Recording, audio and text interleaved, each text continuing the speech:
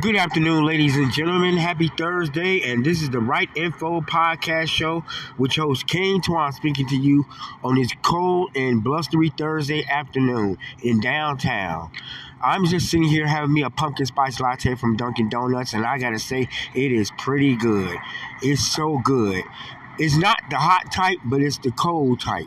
So today, since I'm talking about food and drinks and whatnot, I want to talk about something that's very serious: the issue of food insecurity and its role in the world.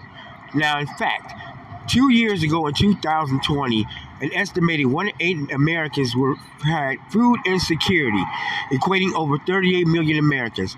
Ladies and gentlemen, I apologize for the background noise. It's traffic because I'm sitting near the downtown building. But hope you all get to hear what I'm saying and understand every word I'm saying in this podcast. Now, back to what I was saying. Equating over 38 million Americans, including almost 12 million children. The USDA, those that don't know what that means the United States Department of Agriculture, defines food insecurity as a lack of consistent access to enough food for an active, healthy life. It's important to know that though hunger and food insecurity are closely related, there are distinct conceptions. Hunger refers to the personal physical sensation of discomfort, while food insecurity refers to the lack of available financial resources for food at a household level. My apologies for that. Now, food insecurity does not exist in isolation, as low-income families are affected by multiple overlapping issues. And there are a lot of issues like lack of affordable housing, social isolation, economical and social disadvantage resulting from structural racism, chronic or acute health problems, high medical costs, and low wages. Effective responses to food insecurities must also address, and I mean definitely address, the overlapping challenges posed by the social detriments of health. Hunger Health explores the impact of food insecurity as a social detriment of health and effects on the individual and population of healthy outcomes. And there can be a whole lot of outcomes in that. Now, here's a question I'd like to pose.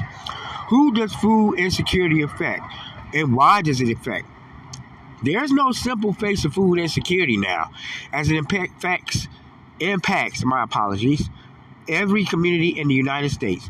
To learn more about the children and overall food insecurity in your state, see the map of the meal gap, study conducted by Feeding America. While households are often desirable as either food secure or food insecure, food levels or high levels of food insecurity describe the range of households' experiences in accessing enough food. The households with high food security, marginal food security, make up the food secure category. And households with a low food insecurity and very low security make up the food secure category. I did a blog about this a while back, about a month or so ago, a couple of months ago. And if you check the blog out, it'll give you the full information description of what's talked about. So, with that being said, this wasn't really going to be a long podcast, but something informative so everyone can know about the pros and cons, well, really the cons of food insecurity and the effects that it has on people in the world.